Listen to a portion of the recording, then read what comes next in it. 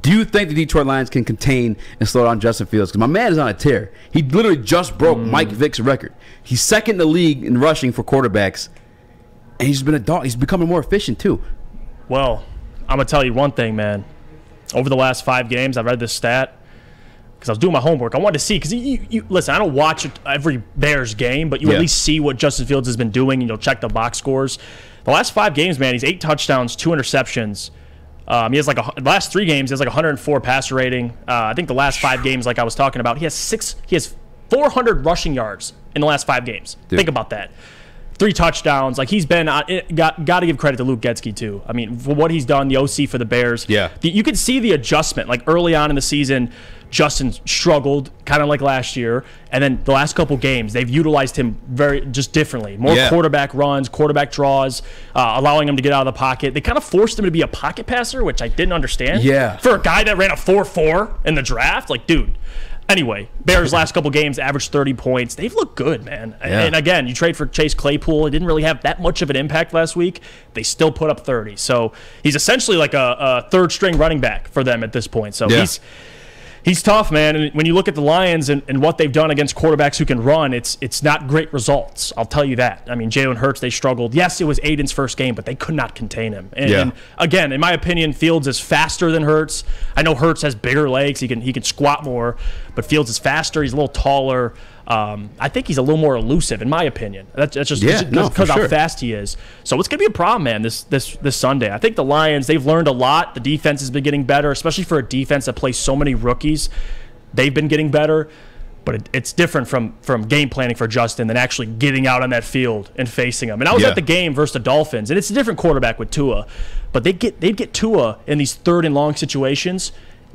Bro, good scrambling. He would scramble, but also you got those 2 playmakers. Like, they'd convert these 3rd and longs. Think about it with Justin, bro. You watched the Cowboys game last week for the Bears. The Cowboys would put him in 3rd and long. Justin would make a play. Yeah. Like, he had that 60-yard touchdown run, or he'd convert for a first down.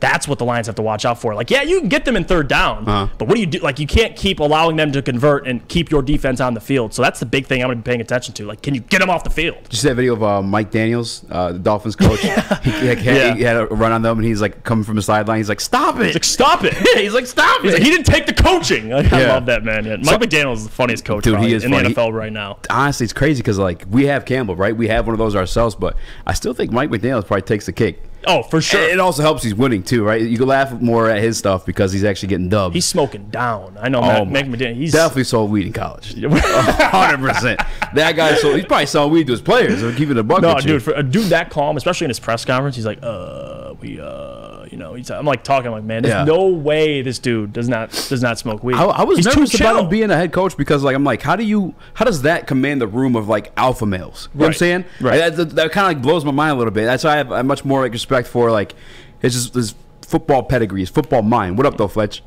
I just wanted to bring up something. I know you guys were talking about Fields and the scrambling and everything. I know you guys wanted to get to Hutchinson a little bit later, but, like, I think the biggest problem, and correct me if I'm wrong, that everybody was talking about with Hutchinson was he would get around the line, but then he would always be behind the quarterback, and the quarterback would get away.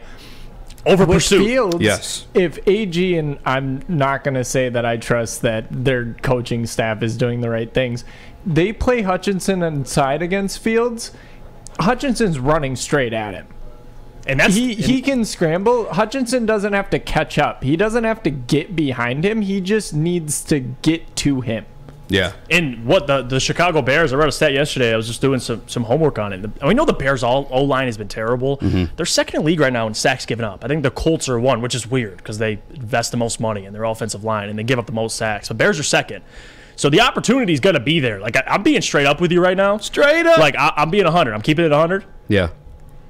Aiden's got to wreck this game. Like, this is a game for him. Like, for Dan to be able to get his first road win, this is a matchup that favors Aiden. Like, I don't want to sit here and see the box score and Aiden's, one tackle doesn't have much of an impact. And to his credit, you watching the Miami game or Dallas, he had a sack and a half against Dallas. He was getting held a lot, like a ton. If you go back and watch. Dallas, yeah. So sure. this Bears Miami game especially. now, exactly. So for this game, I want Aiden to be like, I want his name called. I want him to make big plays. Like, this is what I expect for Aiden. Look like the number 2 overall pick in the NFL draft. Like, this is a good opportunity for him. Now, Justin Fields is harder said than done. The guy's elusive, but still, this is second behind Lamar. Right now. That's elite. This is a category in terms of running as a quarterback. Divisional opponent too, man. Like this is a big game for Aiden, no doubt. And like the other thing too is like, because I read something in the Chicago, and against the Minnesota, that's when they actually like sat down Eberflus, and he was like, look, we don't have a bye week until later in this year.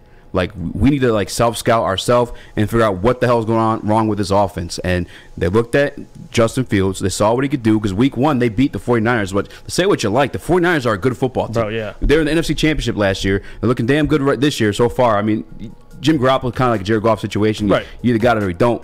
But that was with Trey Lance, but still. Yeah, like, 100%. And since then, I'm looking at Washington, New England, which they beat. They blew Dallas, out Miami. New England. 10 total touchdowns, only 2 interceptions, 60% completion rate. Like, he's on fire. Say what you guys want. There is some hope, though.